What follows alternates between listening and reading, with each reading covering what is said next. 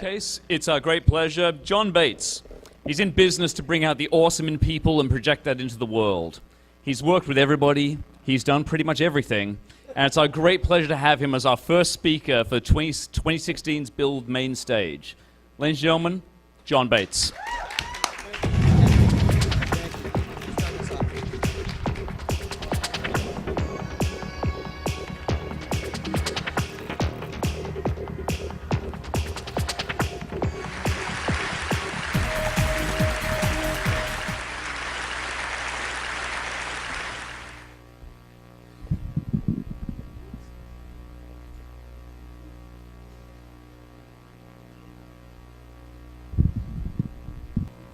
All right.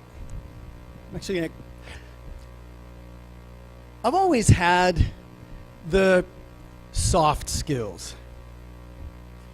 And I've, need to fix the computer. Give me 1 second. See if it shows up there. Oh, yeah, it's working. Woo! So like I said, I've always had the soft skills. And I always kind of had a chip on my shoulder about that too, because I had the soft skills, and that's clearly not as good as someone who has the hard skills, right? I mean, it's right in the words, soft skills, hard skills. And I was an evangelist for my whole career for different startup companies, and that was a super blast. I loved doing that. But here's the downside. I was a real jerk, because I was going around trying to prove that I was valuable, while inside I felt like I was less valuable. People like that. It's conflicted. It leads to weird outcomes sometimes. And, I was kind of a covert jerk for a lot of my life, because I worked with a lot of engineers and a lot of the people with the hard skills, and I was just a jerk about it.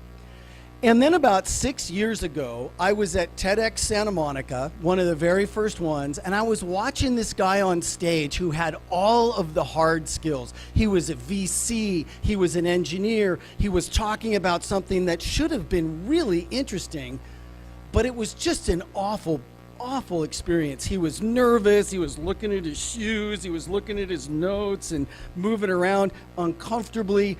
Everybody in the audience kind of felt like they were going to throw up because he was so nervous.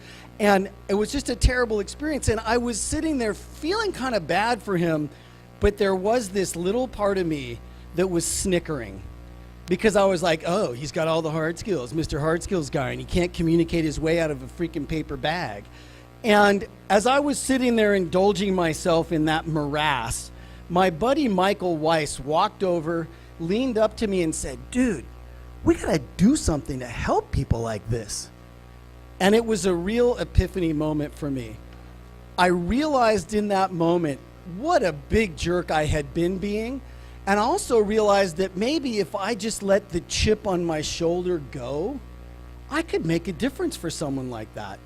So I went home that night and I started working on what later became the Speak Like a Leader boot camp, and the whole point for me was to share with people, based in human evolutionary biology, not only what works in communication, but why it works, so that I could get people with the hard skills to actually be great communicators in a way that would match their ideas.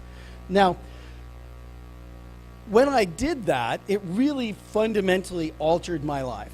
And now that you know where I'm coming from, would you like to know the 3 ways that I think are 3 of the best ways for you to connect with and inspire any audience, anywhere, anytime? Would that be interesting? Yeah, okay, good. So here we go. Let me start with the science, because if you notice, communicating with human beings is not logical. It's not, right? Here's what it is. It's biological. And yes, and I'm being cheeky and quoting myself, I know, but I think it's really important, because especially for people with the hard skills, when you go in and you lead with logic, you're going to lose, because it's not logical, it's biological.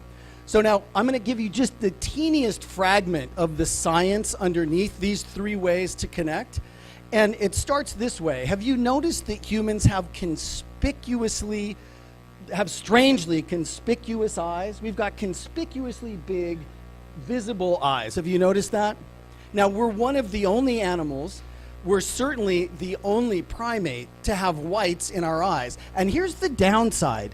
As an animal, if you've got whites in your eyes, it means that other animals can tell where you're looking. Have you noticed that? You can tell where people are looking. I'm looking at you right now, and you know it. That's hard if you want to be sneaky. That does not work. So fundamentally, at some point in evolution, we made the choice to have whites in our eyes and give up being sneaky in order to cooperate. And I talked with the guy who did this study. It's called the cooperative eye gaze theory. And I was talking with him about this, and I was so stoked I got to meet him. And we were talking, and I said, hey, you know what? When I read that study, here's what it made me think. Tell me if I'm right. I think that the whites of our eyes show that authenticity is an evolutionary advantage for human beings. What do you think about that? And he thought about it for a minute. His name's Brian Hare. Thought about it for a minute, and he said, you know what? I think you're right. I think that it would prove you out. I think you can say that. So I'm saying that. Authenticity is an evolutionary advantage for human beings. That's just a little bit of the science underneath the 3 ways to best connect with and inspire any audience, anywhere, anytime. So, you ready for that part? Good, I love it. You guys are awesome. You're awake. I love it. Okay, here we go. So the first one is from a guy named Les Brown, who's one of the most famous, beloved public speakers of all time. And he told me some of the best advice I've ever gotten. He said, people don't connect with your successes, they connect with your messes. Your message is in your mess. Now that's some good advice. But here's what it doesn't mean. It does not mean get up on stage and complain about it.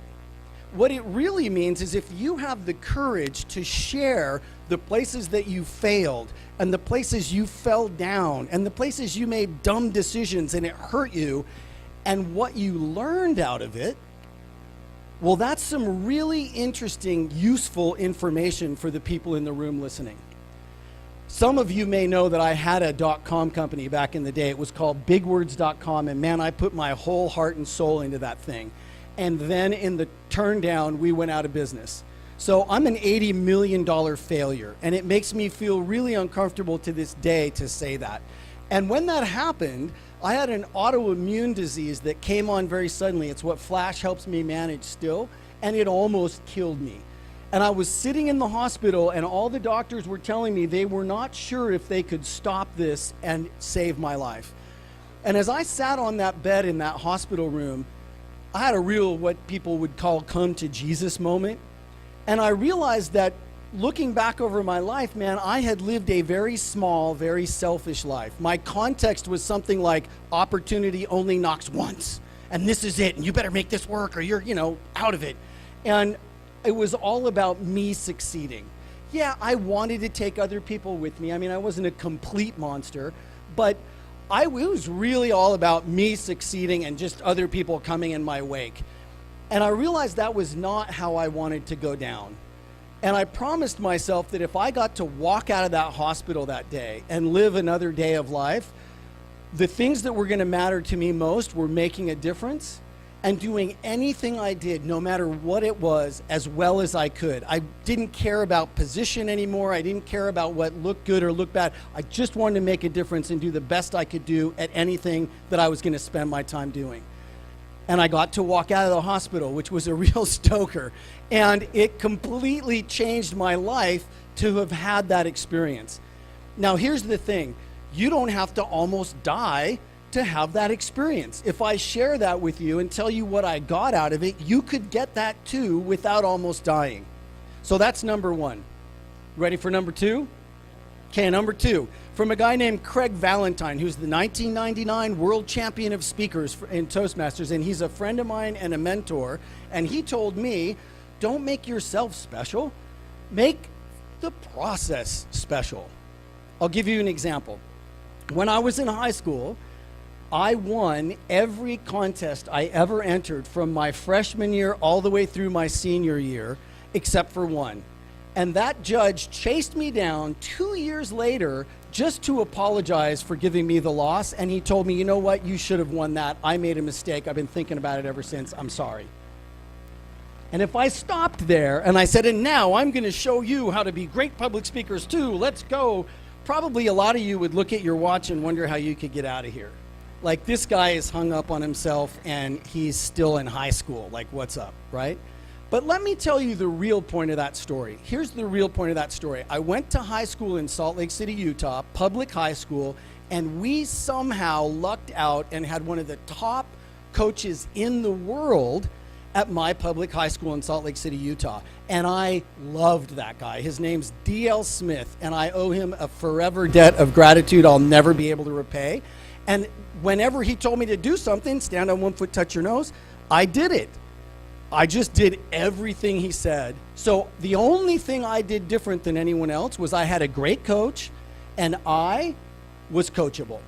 That is the one thing that had me win all those contests. Wasn't anything special about me besides the fact that I loved D.L. Smith and did anything he said. That's how Tiger Woods did it too. Anybody can do that. If you have something that you care about and want to be good at, find a great coach and be coachable. So that's a great way, this number 2 is a great way to share your successes without having people think that you're high on yourself. If you take the time to think about the process that led to your success, well, now they can get something out of it too. Okay, number 3, you ready for number 3? All right. Nancy Duarte, hero of mine, really great PowerPoint, keynote, all that stuff, helped Al Gore with his talk at TED about an inconvenient truth. She's a hero of mine as well. And she says, don't be the hero of your talk. Make the audience the hero of your talk. So here's what we need. Sir, in the really cool outfit back there, would you mind bringing me that bag that I forgot? Because here's the thing.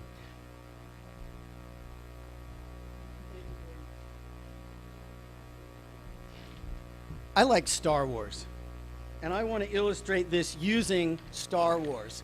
So here's the deal. Right. If this were Star Wars, who's the hero of Star Wars, the original one? Luke Skywalker. So let's see what it would look like if I were going to do a talk as Luke Skywalker, the hero. Okay, here's how it would look.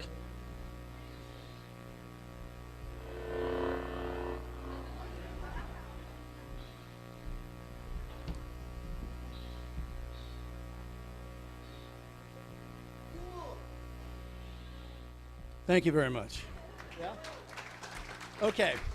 So now that's Luke Skywalker. So that's one thing, yeah? But let's try it the other way, because you're not supposed to be the hero of your talk, according to Nancy, right? She says, don't be the hero of your talk, make the audience the hero of your talk. So let's try that. That means I would be Yoda or Obi-Wan, and it would look more like this, yeah? This is an elegant weapon from a more civilized time. And if you practice and use the Force, you could change the destiny of the galaxy. And the Force is strong with you.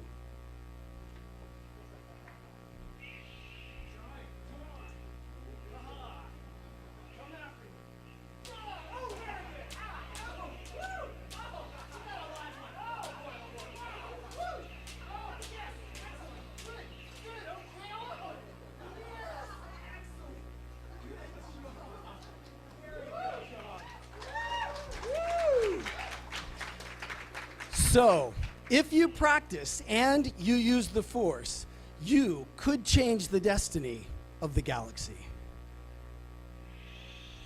Thank you.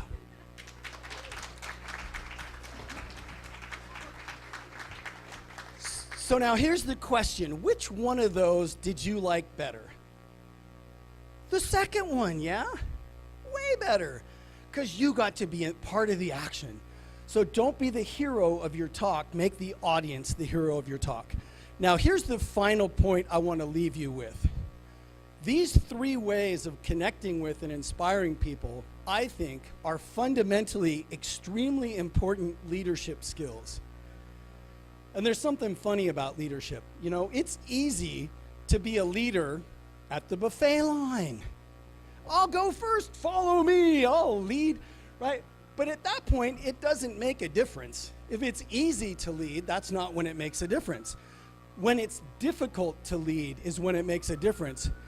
Things like talking about your failures, talking about the places you screwed up and what you learned out of that, so that other people can benefit from your horrible experiences. Those kinds of things, that's a tough conversation to go first in. No one wants to lead that conversation, but you know what? People love to go second or third or fourth in that conversation. That's a great conversation. But if you're willing to go first, then you're a real leader, and people will want to follow you. So here we are at Bill, this wonderful self-organizing, cool group of artists and technologists and hard skills and soft skills and all of that, and we're going to be together for 2 days. So imagine what we can learn from each other. Imagine the difference we can make for each other when we're willing to open up like that.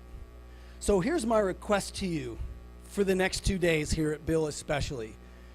Be extra real with each other. Be willing to share those vulnerabilities, and be extra good at listening when someone else is doing the same, and be excellent to each other. And say it with me, party on, dudes!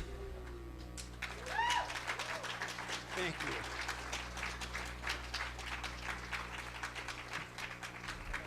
Thank you.